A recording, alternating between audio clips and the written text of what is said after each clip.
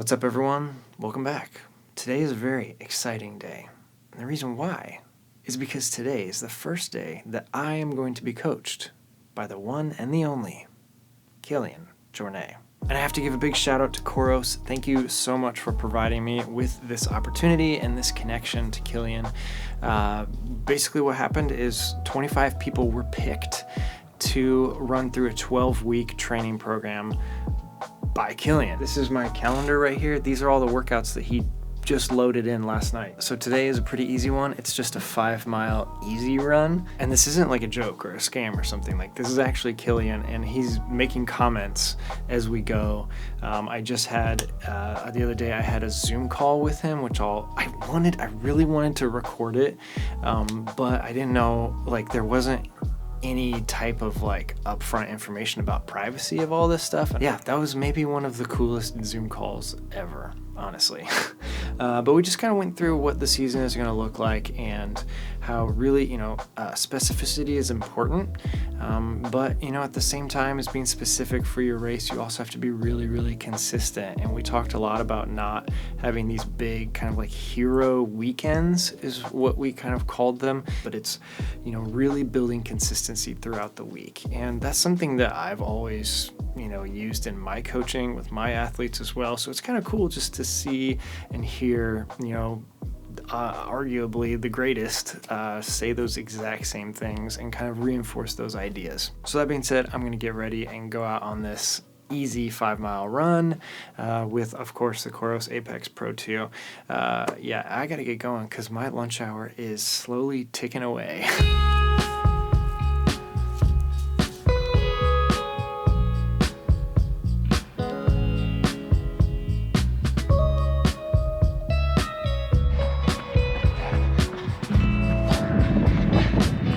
Feels good to be out here in shorts and t-shirt. Beginning of March. This is crazy. Now let's watch someone doing some cool things. Here we go. Right now I'm doing a 5-mile interval with my target heart rate zone at easy. So it's kind of like, I don't know how he picked it, but it was like 141 to 148. So every time I go over, this Koros watch lets me know that I'm over by giving me a little beep and vibrating. So it's back under now, so I'm gonna start running again.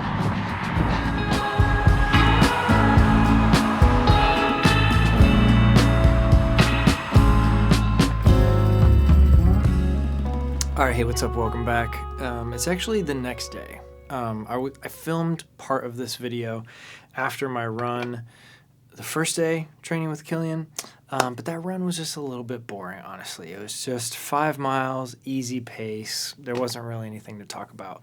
So now it's Tuesday. This run was a little bit more exciting, and let me tell you, this Koros Evo Lab environment has been taking me some time to get used to. So my opinions at the moment aren't super great with the app or the Evo Training Lab. For example, when you're clicking in on what your instructions are for the workout, it does a really good job of showing you the intervals.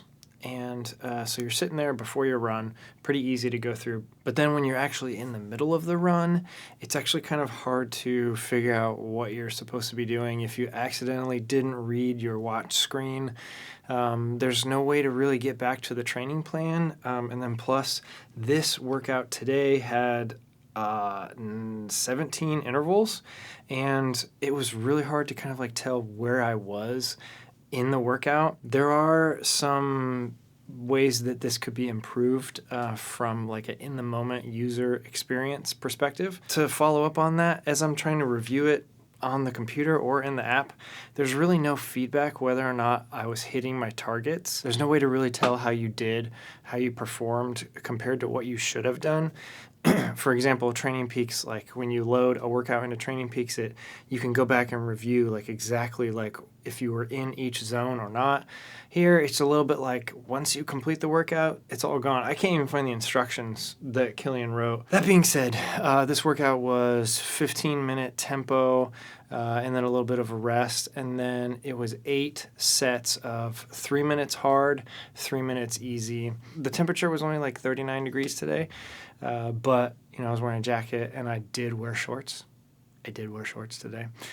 So it just felt really good to be outside again in the kind of warm sunlight. I know a lot of people are going to laugh. 39 degrees, not really that warm, but when you're in the Midwest and when it's been winter for so long, it just felt good to be out there today. All right, so that's a little summary of the workout I did today and yesterday, and now I'm going to throw it back to part of this video that I recorded yesterday about looking forward, about the future. I do have one race on the calendar. It's coming up in about 6 weeks. It's on April 15th. It's the Grind on the Grid Backyard Ultra put on by my good friend, Matt Cantrell.